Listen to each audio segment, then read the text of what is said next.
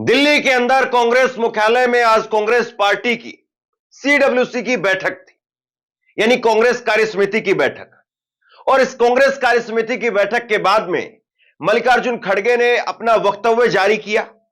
एक तरीके से कांग्रेस कैसे काम करेगी, किस तरीके से काम करेगी, इसकी रूपरेखा बनाने के लिए, और महाराष्ट्र में, हरियाणा में उसकी हार क्यों हुई और इतनी बुरी हार क्यों हुई महाराष्ट्र में खास तौर पर, इस सब को चर्चा करने के लिए, इन सारे मुद्दों पर चर्चा करने के लिए आज सीडब्ल्यूसी की बैठक हुई। कांग्रेस पार्टी के तमाम बड़े नेता इस बैठक में मौजूद रहे। लेकिन सीधा सवाल यह कि इस वक्त में जो सबसे बड़ा मुद्दा है, ज्वलंत मुद्दा है, वो है चुनाव आयोग की प्रक्रिया को लेकर के। क्या चुनाव आयोग की जो प्रक्रिया है वो सही है, या चुनाव आयोग की प्रक्रिया वो अपने आप में कॉम्प्रोमाइज हो चुकी है? ये सबसे बड़ा सवाल है इस वक्त का। और इसको लेकर के अभी 26 नवंबर को संविधान दिवस पर खुद मल्लिकार्जुन खड़गे ने कहा, और मैंने वो वीडियो भी आपको दिखाई थी, कि हमें ईवीएम वगैरह नहीं चाहिए, हमें बैलेट पेपर चाहिए। ये ईवीएम छोड़ो, हम बैलेट पेपर पर आएंगे। ये बात कांग्रेस पार्टी की तरफ से कही गई, मल्लिकार्जुन खड़गे की तरफ से कही गई। और आज जब ये कांग्रेस कार्य समिति की बैठक हुई तो उसमें 28 बिंदुओं पर एक प्रस्ताव जो है वो सामने रखा कि कार्य समिति के अंदर क्या क्या हुआ, मल्लिकार्जुन खड़गे की तरफ से, कांग्रेस के अध्यक्ष की तरफ से। और इसके बाद में जब आप उस 28 बिंदुओं के प्रस्ताव में ईवीएम को लेकर के पढ़ेंगे, और ईवीएम को लेकर के जो कांग्रेस पार्टी का स्टैंड है उसको लेकर के अगर आप पढ़ेंगे, और उसके बाद में कांग्रेस के अपने जो इंटरनल मैटर हैं कि हम चुनाव में नेता एक दूसरे के खिलाफ बोलते रहते हैं, इन सब चीजों को पढ़ेंगे तो इस 28 जो पॉइंट हैं, 28 जो बिंदु हैं, उनको देख करके ऐसा लगता है कि कांग्रेस पार्टी अभी भी बहुत दमखम के साथ में, बहुत ताकत के साथ में, पूरे जोश खरोश के साथ में, एक क्रांतिकारी तरीके से जो बढ़ना चाहिए उसमें बढ़ती हुई दिखाई नहीं दे रही है। हो सकता है कि आप में से बहुत सारे लोगों को यह बात मेरी गलत लगे, लेकिन जो बात दिखाई देती है वो बात कहने में कोई गुरेज नहीं होनी चाहिए। कांग्रेस पार्टी की आज 28 पॉइंट का जो ये एजेंडा निकल करके सामने आया है, इसमें कई सारी बातें कही जा रही हैं। कांग्रेस पार्टी की तरफ से कहा गया, मल्लिकार्जुन खड़गे ने कहा इसमें कि हमें ब्लॉक लेवल पर और उसके साथ साथ जो है वो एआईसीसी तक, यानी कांग्रेस का मुख्यालय दिल्ली, वहां तक हमें जो है वो काफी परिवर्तन करने पड़ेंगे, हमें जो है वो कई कड़े निर्णय लेने पड़ेंगे। ये बातें कही गई। मैं आपसे एक सीधा सवाल पूछता हूं, चुनाव आयोग में कोई कमी है, ईवीएम में कोई कमी है, ये सारी बातें जो लगातार कांग्रेस पार्टी के नेता कहते रहते हैं और जहां पर जो खबरें दिखती है हम लोग उसको उठाते हैं, आप बताइए वो एक मुद्दा ऐसा जो आपके हाथ में नहीं है, लेकिन कम से कम ये जो मुद्दा है, मतलब ब्लॉक स्तर से लेकर के और एआईसीसी तक, जो आप खुद मान रहे हैं कि बहुत सारी कमियां हैं, और इतनी कमियां हैं कि अगर मैं बताने के लिए बैठूं तो पता नहीं कितना टाइम लगा दूंगा, लेकिन आप इस बात को आज कह रहे हैं। आप जो है वो 2014 से लगातार हारते जा रहे हैं। 2014 से 2019 में राज्यों के अंदर सरकारें चली गई, जहां पर सरकारें हाथ में थी वहां हाथ से चली गई, जहां पर सरकार आने की कंडीशन में थे आप, वहां पर आते आते सरकार रह गई। और ईवीएम को लेकर के और आगे मैं वो प्रेस कॉन्फ्रेंस का हिस्सा आपको सुनवाने वाला हूं। पवन खेड़ा, केसी वेणुगोपाल और जयराम रमेश, कांग्रेस के तीनों बड़े नेता ये उस प्रेस कॉन्फ्रेंस में थे जिसमें इस पूरे सीडब्ल्यूसी को लेकर के चर्चा हुई। और इसमें जब पत्रकारों ने स्पेसिफिक सवाल पूछा कि ईवीएम को लेकर के आपका स्टैंड क्या है, क्या आप पूरी तरह से बैलेट पेपर पर जाना चाहते हैं, या फिर आप ये चाहते हैं कि वीवीपैट की जो पर्चियां हैं उस पर 100% उनका मिलान किया जाए? आप सुनिएगा जो सवाल जवाब हुए हैं, और आप कह सकते हैं कि उसमें से बहुत सारे पत्रकार गोदी मीडिया के हैं, बात सही भी है, लेकिन मैं कांग्रेस की प्रेस कॉन्फ्रेंस कवर करता रहा हूं, मैं जानता हूं उनमें प्रेस कॉन्फ्रेंस कवर करने वाले जितने भी वहां पर पत्रकार बैठते हैं, उनमें से कुछ एक को आप छोड़ दें तो कुछ एक बहुत शानदार काम भी करते हैं। और उन्होंने बड़े जिम्मेदारी के साथ में, मुझे लगता है, सही सवाल भी पूछे कि आपका एजेंडा क्लियर नहीं है, कि आप पूरी तरह से बैलेट पेपर पर जाना चाहते हैं, आपका एक सूत्रीय मांग यह है, या फिर आप जो है वो वीवीपैट की 100% पर्चियों का मिलान चाहते हैं, आपका एजेंडा ये है। आप केवल चुनाव आयोग से शिकायतें ही करते रहेंगे, या फिर अब बहुत हो चुकी शिकायतें और अब जो है वो बिगुल फूकने का वक्त आ गया है। ढुलमुल ढुलमुल तरीके से क्या बीजेपी से, आरएसएस से, या चुनाव आयोग या तमाम जो दूसरी संस्थाएं हैं जिनको लेकर के आप कहते हैं कि वहां पर बहुत बड़े लेवल पर आरएसएस के लोग डाल दिए गए हैं, या बीजेपी ने उन तमाम संस्थाओं को पंगु बना दिया है, यह रातों रात नहीं बदलने वाला है। अगर ईवीएम को लेकर के कांग्रेस पार्टी स्पेसिफिक होकर के अगर सवाल जवाब करने लगेगी, सड़क पर उतरने लगेगी, तब भी सालों लगेंगे। राहुल गांधी ने भारत जोड़ो यात्रा शुरू की थी, और सोचिए वो भारत जोड़ो यात्रा से उनकी जो छवि बदली उसमें भी बड़ा टाइम लगा। और ये ईवीएम को बदलना ये बहुत बड़ी प्रक्रिया है। ईवीएम से बैलेट पेपर पर आना या ईवीएम की 100% पर्चियों का मिलान करवाना, हर बार जो है वो आप चुनाव से पहले इस तरह की बात या चुनाव के बाद इस तरह की बात और उसके बाद में ढीला ढालाई जो रवैया है, मुझे लगता है वो ठीक नहीं है। जरा फटाफट एक बार मैं आपको पहले दिखा देता हूं जो 28 बिंदु मल्लिकार्जुन खड़गे की तरफ से कहे गए हैं, एक बार वो देख लेते हैं क्या है उसमें। और उसके बाद में जयराम रमेश, पवन खेड़ा और केसी वेणुगोपाल, आज उनसे जब तीखे सवाल पूछे गए तो क्या जवाब मिला, ये आप देखिए। कांग्रेस पार्टी की तरफ से इसमें मल्लिकार्जुन खड़गे ने अपना वक्तव्य जारी किया है और इसके अंदर उन्होंने 28 पॉइंट कहे हैं, जिसमें पहले मल्लिकार्जुन प्रियंका गांधी को और कांग्रेस के नांदेड़ से जीतने वाले सांसद को बधाई दे रहे हैं। कांग्रेस के विजयी होने वाले जितने भी उम्मीदवार रहे उनको बधाई दी है। लोकसभा चुनाव में के बाद में वो कह रहे हैं कि 2024 का जब चुनाव हुआ उसके बाद में पार्टी जोश खरोश के साथ में वापसी कर रही थी, लेकिन 3 राज्यों के चुनाव के नतीजे हमारे उम्मीदों के अनुरूप नहीं रहे। इंडिया गठबंधन ने 4 में से 2 राज्यों में सरकार बनाई, लेकिन हमारा जो परफॉर्मेंस था वो उनकी उम्मीदों से बहुत नीचे रहा। भविष्य के लिए ये हमारे लिए चुनौती है, इस बात को स्वीकार कर रहे हैं। फिर उसके बाद में वो कह रहे हैं कि ये जो चुनाव के नतीजे हैं इससे हम सबक ले रहे हैं और सबक लेकर के संगठन के स्तर पर अपनी सभी कमजोरियों और खामियों को दुरुस्त करने की जरूरत है। ये नतीजे हमारे लिए संदेश है। अब बात यह है 2014 से जब आप हार रहे हैं तो कौन सा अब संदेश आ गया आपके लिए। इसके बाद में उन्होंने कहा कि सबसे अहम बात जो मैं बार बार कहता रहा हूं कि आपसी एकता की कमी और एक दूसरे के खिलाफ बयानबाजी हमें काफी नुकसान पहुंचाती है। जब तक हम एक होकर के चुनाव नहीं लड़ेंगे, हम एक दूसरे के खिलाफ बयानबाजी का सिलसिला बंद नहीं करेंगे, तो हम अपने विरोधियों को राजनीतिक शिकस्त कैसे दे पाएंगे। 1 मिनट के लिए जरा इस बात को समझिए। सबसे बड़ी बात यह है, यहां पर यह कह रहे हैं कि हमारी जो ब्लॉक लेवल पर जो संगठन की कमी है उसको हमें दूर करना होगा, या जो बयानबाजी है कांग्रेस पार्टी के अंदर नेताओं की एक दूसरे के खिलाफ, उसको हमें दूर करना होगा। मल्लिकार्जुन खड़गे साहब, आप एक बात बताइए, आप इतने लंबे वक्त से राजनीति में हैं, कांग्रेस पार्टी की राजनीति में रहे हैं, ऐसा नहीं किसी दूसरी पार्टी से आप आए हैं, आप कांग्रेस के कण कण को जानते हैं, कांग्रेस का कल्चर किस तरीके का है आप खूब अच्छे से जानते हैं। यह नहीं है कि महाराष्ट्र के चुनाव ने आंख खोल दी या हरियाणा के चुनाव ने आंख खोल दी।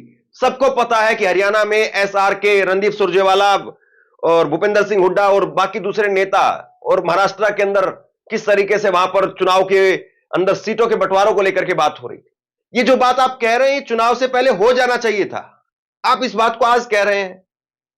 चुनाव चले गए हैं साहब, 5 साल के लिए आप हरियाणा में आप बैठे रहिए विपक्ष में, 5 साल के लिए महाराष्ट्र में आप बैठे रहिए विपक्ष के अंदर। और अगर हरियाणा, महाराष्ट्र ये आपके हाथ में होते तो आज आप मोदी सरकार पर कितना जबरदस्त प्रेशर बना सकते थे। आप कह रहे हैं कि बयानबाजी रोकनी पड़ेगी, कौन रोकेगा बयानबाजी? जेपी नड्डा आकर के बयानबाजी रोकेंगे या नरेंद्र मोदी आएंगे वो बयानबाजी रोकेंगे? कौन रोकेगा? राहुल गांधी नहीं रोक सकते हैं, मल्लिकार्जुन खड़गे नहीं रोक सकते हैं, कौन इन नेताओं को टाइट करेगा? बताइए, कमाल की बात है। उसके बाद में आगे जो है वो अनुशासन की बात कर रहे हैं, इस तरह की बातें लिखी हैं। फिर 6 नंबर पर उन्होंने कहा कि चुनाव में हमारे पक्ष में माहौल था, फिर जीत हमारी केवल माहौल होना वो जीत की गारंटी नहीं है, इसको नतीजों में बदलना सीखना पड़ेगा। ये सारी बातें यहां पर कही गई हैं। उसके बाद में कह रहे हैं कि हमें पर्याप्त मेहनत के साथ में समयबद्ध तरीके से अपनी रणनीति बनानी पड़ेगी, बूथ लेवल पर मजबूत करना होगा, हमें अपनी मतदाता सूची बनाने से लेकर के वोट की गिनती तक रात दिन सजग, सचेत और सावधान होना होगा। ये मतलब ऐसी बातें जो नई कोई पार्टी बना रहा हो उसके लिए हो। कांग्रेस देश की सबसे पुरानी पार्टी और ये बातें कह रही है। इसके बाद में 8वें नंबर पर उन्होंने कहा कि हमारी तैयारी आरंभ से और मतगणना तक एक जैसी होनी चाहिए। ये सारी ऐसी बातें उन्होंने कही है, मतलब जो नई पार्टी हो कोई। फिर उसके बाद में कई 9वें नंबर पर वो कह रहे हैं कि कई राज्यों में हमारे संगठन अपेक्षा के अनुरूप नहीं है, संगठन का मजबूत होना हमारी सबसे बड़ी जरूरत है। चलिए, ये पता नहीं आपको आज कैसे एहसास हो गया, इतने साल से नहीं है। फिर उसके बाद में 10वें नंबर पर कहा कि हम चुनाव में भले ही आ रहे हों, लेकिन इसमें कोई शक नहीं है कि महंगाई, बेरोजगारी, आर्थिक मुद्दा, आर्थिक असमानता इस देश के ज्वलंत मुद्दे हैं। फिर उसके बाद में चुनाव में वो कह रहे हैं कि हमें लोकल मुद्दों पर भी चुनाव लड़ना पड़ेगा, उनके इर्द गिर्द जो है वो कंपेनिंग रणनीति बनानी पड़ेगी। ये ऐसे पॉइंट है सारे जो चुनाव से पहले होने चाहिए थे, उन पर सख्ती से जो है वो एक्शन होना चाहिए था। फिर उसके बाद में नेशनल इशू, नेशनल लीडर के सहारे आप जो कब तक चुनाव लड़ेंगे, मतलब वो कह रहे हैं कि भाई कब तक राहुल गांधी आपके लिए कैंपेन करते रहें, आप जो है वो स्टेट लेवल पर काम करिए। हाल के चुनाव में संकेत है कि अपनी चुनावी तैयारी हमें कम से कम 1 साल पहले शुरू कर देनी चाहिए। यह भी मुझे नहीं लगता कि कोई सबसे पुरानी पार्टी के लिए यह बात कहनी चाहिए। तो इस तरह की बातें जो है इस पॉइंट में कही गई है। और इसके बाद में जो बड़ा पॉइंट है वो 18वें नंबर पर आप देखिए। इसमें वो कह रहे हैं कि मैं मानता हूं कि ईवीएम ने चुनावी प्रक्रिया को संदिग्ध बना दिया है। चुनाव आयोग एक संदिग्ध माफ कीजिए, चुनाव आयोग एक संवैधानिक संस्था है, इसीलिए इसे लेकर के जितना कम कहा जाए उतना अच्छा है। प्रदेश में फ्री और फेयर चुनाव सुनिश्चित करवाना चुनाव आयोग का संवैधानिक दायित्व है। बार बार यह सवाल उठ रहा है कि किस हद तक यह दायित्व निभाया जा रहा है। सिर्फ 6 महीने पहले 19वें नंबर पर लिखते हैं, सिर्फ 6 महीने पहले जिस तरह के नतीजे लोकसभा में महाविकास आघाड़ी के पक्ष में आए थे, उसके बाद में विधानसभा चुनाव का नतीजा राजनीतिक पंडितों के भी समझ से परे है। जैसे परिणाम आए हैं, कोई भी अंकगणित इसे जस्टिफाई करने में समर्थ नहीं है। तो ये सारी बात जो है वो मल्लिकार्जुन खड़गे की तरफ से आज कही गई है। मतलब मुझे ऐसा लगता है कि ये कोई बात जो है वो मजबूत नहीं है, कोई ठोस बात नहीं है। मतलब आप कह रहे हैं हमें रणनीति बनानी पड़ेगी, चीजें सुधारनी पड़ेंगी, बूथ लेवल पर काम करना पड़ेगा, एआईसीसी तक हमें मैनेजमेंट का काम ठीक करना पड़ेगा, कम्युनिकेशन का डिपार्टमेंट जो है उसको ठीक करना पड़ेगा। सारी बातें कही जा रही, इन बातों का कोई मतलब नहीं है। मतलब देश की सबसे पुरानी पार्टी अगर ये भाषण दे रही है तो मुझे नहीं लगता कि कोई बहुत बड़ी बात है। अगर कोई भी आदमी पार्टी बनाता है, राजनीतिक पार्टी बनाता है, तो वो आदमी भी इस बात को जानता है कि आपको कैसे काम करना है। अब जरा देखिए, प्रेस कॉन्फ्रेंस के अंदर जब सवाल जवाब किए गए तो ईवीएम को लेकर के किस तरह से जो है उनके जवाब जो दिए जा रहे हैं, और क्या कांग्रेस का ये अप्रोच जो है वो ठीक है कि हम नियम कायदे इन सब के हिसाब से चलते रहेंगे। आप चल ही रहे हैं नियम कायदे और इन सब से, तो आप शिकायत कर ही रहे हैं चुनाव आयोग में।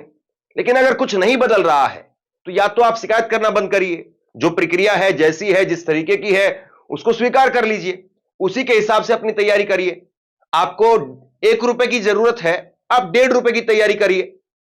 आपको 15 सीट की जरूरत है, अब 25 सीट की तैयारी करिए। और अगर आपको लगता है कि नहीं भाई अब अति हो गई है, तो फिर बाकी जो एजेंडे हैं या बाकी जो काम है उसमें फिर उतनी जो शक्ति क्यों नहीं दिखाई दे रही है, उस पर उतनी एनर्जी, उतनी ऊर्जा जो है वो क्यों नहीं दिखाई दे रही है। हो सकता है कि मेरी बहुत सारी बातें गलत हों, लेकिन आप लोग बताइए कि क्या ये वाकई सही है। कांग्रेस की इन नेताओं की प्रेस कॉन्फ्रेंस का ये हिस्सा आप देखिए।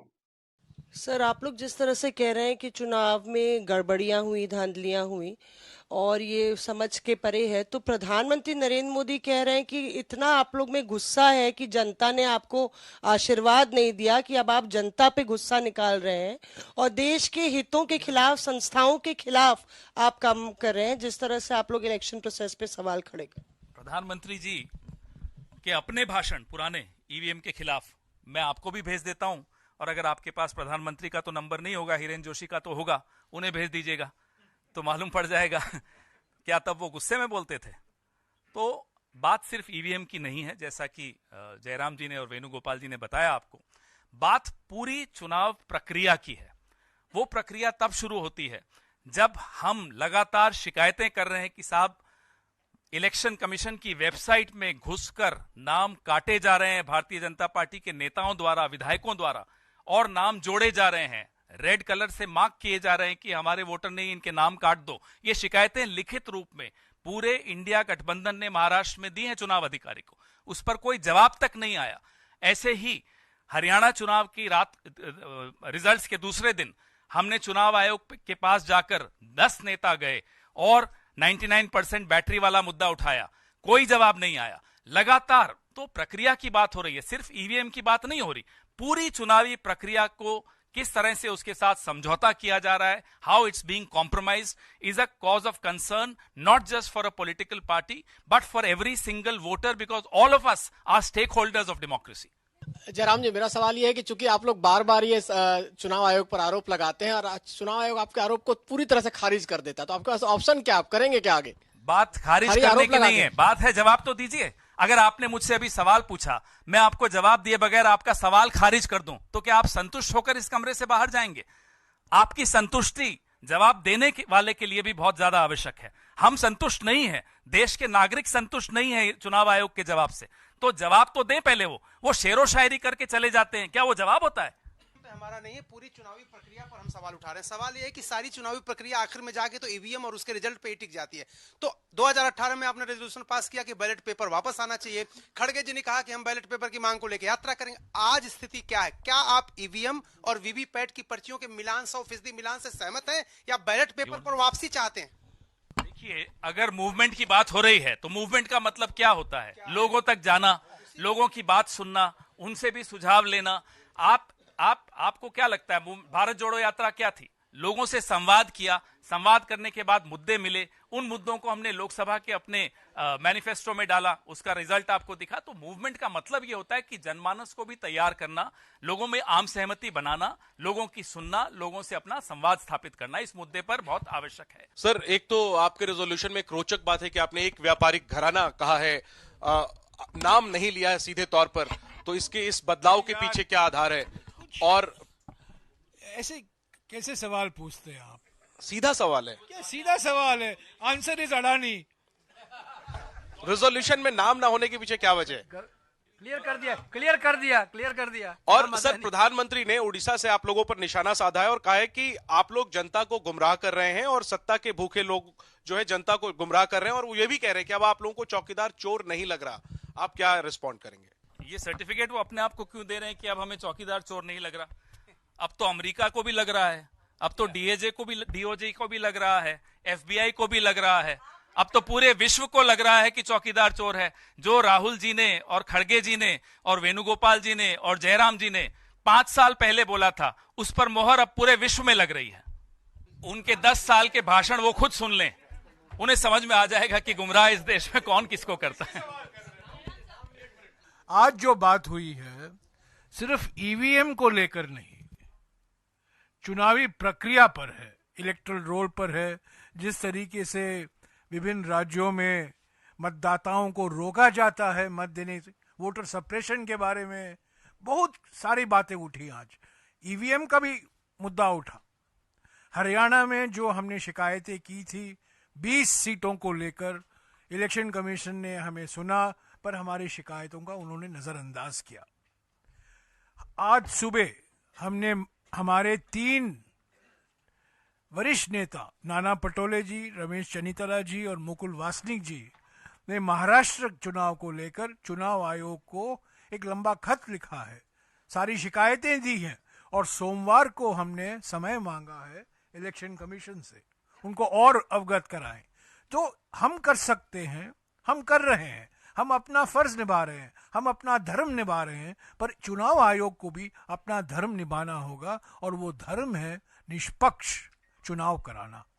आज जो सर्वसम्मति से सब लोग कह रहे थे, चुनावी प्रक्रिया आज ईमानदारी से नहीं चल रही है, और जब जन आंदोलन की बात की गई है प्रस्ताव में, वो जन आंदोलन है।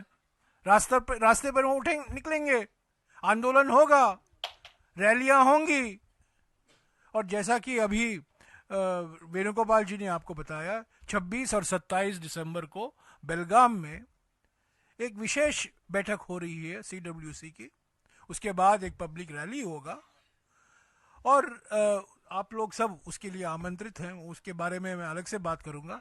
तो 26 और 27 दिसंबर को नहीं, 28 को फाउंडेशन डे है, उससे पहले, क्योंकि 26 दिसंबर को महात्मा गांधी जी ने बेलगाम में वो 1 साल के लिए, सिर्फ मात्र 1 साल के लिए कांग्रेस अध्यक्ष थे और वो कांग्रेस अध्यक्ष बने बेलगाम में। तो उसी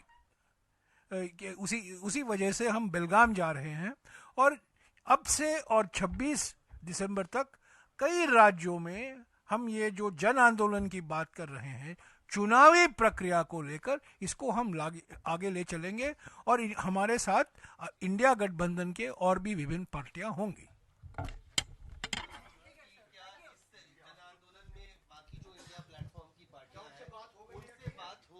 क्या इसको लेकर एक कोई व्यापक बैठक वगैरह आप लोग करने वाले हैं? 18 दिसंबर 2023 को सारे इंडिया जनबंधन के पार्टियों ने एक प्रस्ताव पारित किया था और वो प्रस्ताव था कि 100% वीवीपैट होना जरूरी है।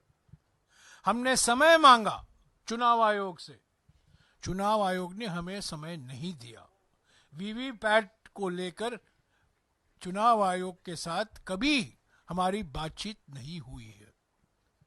हमारी ये मांग है कि हमारी मांग तो सुने, जो हम कह रहे हैं तब हमने पारित किया था और आज भी मैं जो कह रहा हूं, ये जो जन आंदोलन की बात कर रहा हूं, कांग्रेस पार्टी, आज ये कांग्रेस वर्किंग कमेटी की बैठक थी, पर इंडिया गठबंधन के विभिन्न पार्टी सहमत हैं इस राय से कि चुनावी प्रक्रिया जो एक संवैधानिक अधिकार है जनता का, वो पूरी तरह ईमानदारी से पूरा नहीं हो रहा है और लोगों के मन में आशंका ये है कि चुनावी प्रक्रिया पहले से ही चुनाव का नतीजा तय हो चुका है, लक्षित तरीके से माने झारखंड आप जीत लो पर महाराष्ट्र हमारा है।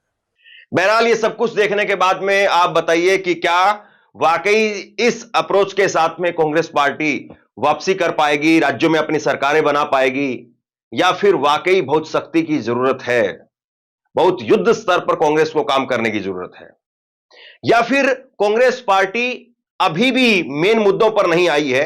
कांग्रेस पार्टी को अभी भी मेन मुद्दों पर आना चाहिए। ये सिर्फ जितनी बातें, जितने मुद्दे बताए जा रहे हैं वो सिर्फ बहाने हैं। आप लोग बताइए, जनता जनार्दन है आपको क्या महसूस होता है? नीचे कमेंट बॉक्स में अपनी राय लिख करके जरूर बताइए और इसी तरह की तमाम खबरों के लिए ऑनलाइन न्यूज इंडिया को सब्सक्राइब कीजिए। आपका बहुत बहुत धन्यवाद।